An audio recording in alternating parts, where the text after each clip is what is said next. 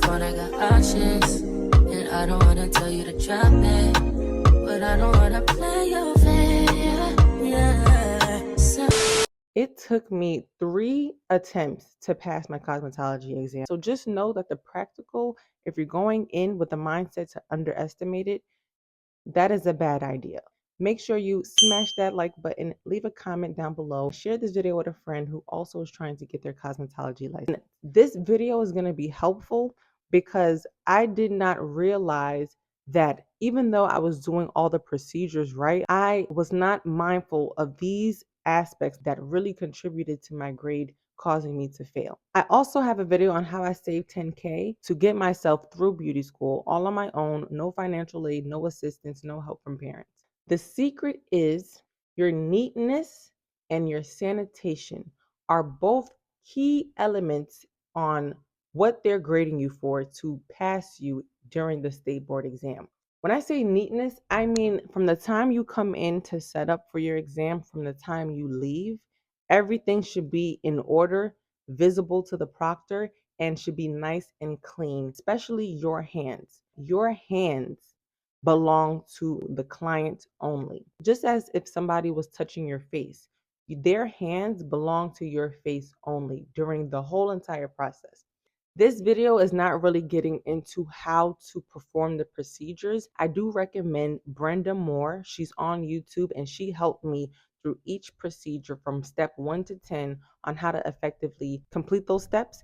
But for this video, it's going to be more about what to do if you drop a comb, what to do if you drop your scissors, if you cut yourself, right? So all these things I'm going to share with you are covering those aspects. So number one, when you come into the exam and they give you your assigned station, first thing you're going to do is make sure you wipe that whole table clean. No dirt or anything like that is on the table, even if there isn't any. Even if you have the disinfectant wipes, make sure you wipe it off and they see that you're really going in. Take out all your tools and products and set them up nice and neat so they can see everything. And make sure that all your tools, all your products will be labeled. Your clean bin and your dirty bin is labeled clean and dirty. Things like that is what they're looking for to make sure you're coming in neat, organized, prepared, and sanitized. Also, very important, make sure you take out your first aid kit. This is going to be called your blood contamination kit. They're going to be looking for that on the table as well. You can even label your first aid kit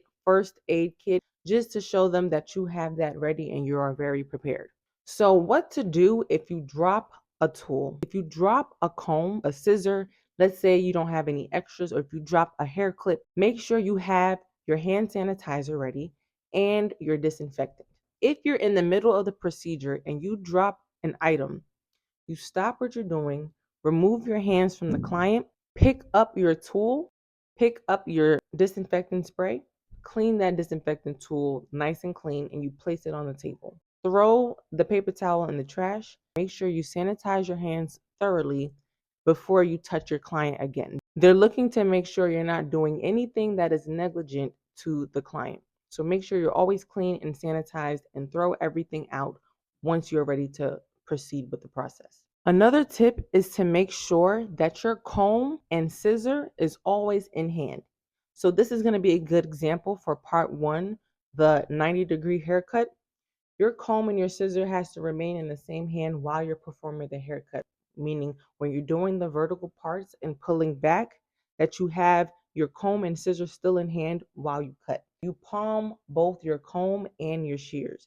That's what they're looking for you to palm the comb and the shears as you're working. So all these things, they sound tedious, but they're very, very important and what's going to get you a high score on this exam. Make sure you have extra gloves too. Extra everything is what you need to make sure you have. It's only one day, it's only one exam, and you will be happy that you have those things when it's time to perform. Because when in doubt, you are prepared to continue the process. You want to make sure you have extra towels. If you drop a towel, you have to replace it, okay? This is the same thing goes if you're in a hair salon and somebody drops the towel on the floor.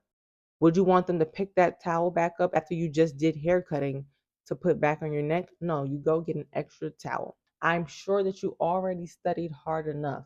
I'm sure that you've practiced thousands of times. And even if this is your second or third time coming in to take the exam, with this video, this will be your last time.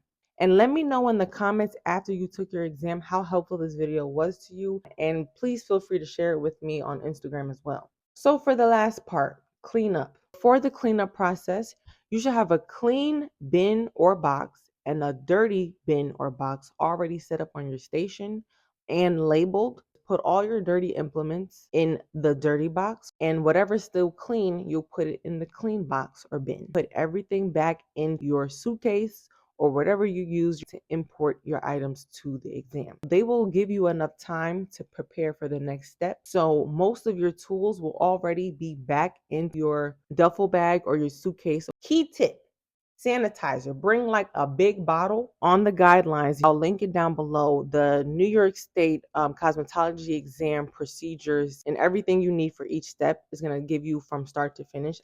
But you're going to need a broom and a dustpan. So you'll take your broom and dustpan as well, and you're going to sweep all the hair, put it in your trash bin. Make sure you bring tape as well, because you're going to have to tape that trash bin to the table. Disinfect the counter again. And basically you're just cleaning up everything to go, just to make sure that they see what you're doing is still sanitary as you're exiting.